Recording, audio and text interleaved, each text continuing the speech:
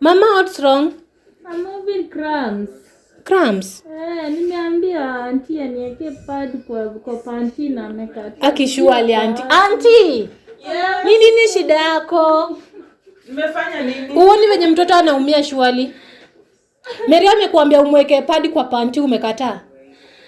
Sasa najua kuweka, mimi nilifundisha kuweka pad nini? Pad kwa panty. Sasa auntie mtoto atawekaje pad kwa panty unaona venye anaumia saa hii? Okay, I know how to do it, but today I have severe cramps. That's why I Shuali auntie. Sasa ningekuwa nimeenda job ungemwacha aumie hivi, alie hivi mpaka nirudi. Please just do it for me.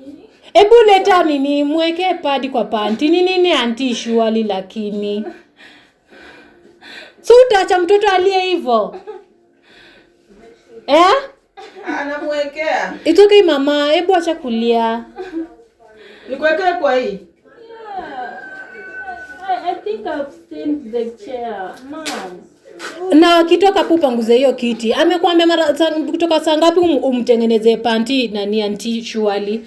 Nini unafanyanga hivi lakini? Mama, kuna vitu zingine mtoto anafaa kufanya. Sasa vitu kama hizi za aibu mimi hata nitaacha hii kazi yako. Vitu za aibu si Mary kumtengenezea tu, kwani hii panty si ni safi? Kumwekea tu padi tena ni shida. Surely. Unamwacha alie hivyo, surely. Na ningekuwa siko. Ndio mkaende uvae. Sipendi hizi venye unafanya auntie, sawa?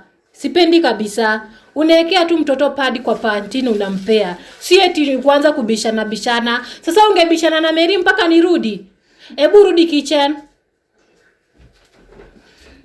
Mama, go and dry your pads. Okay, mom.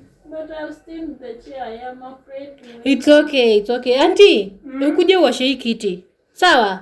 Sawa.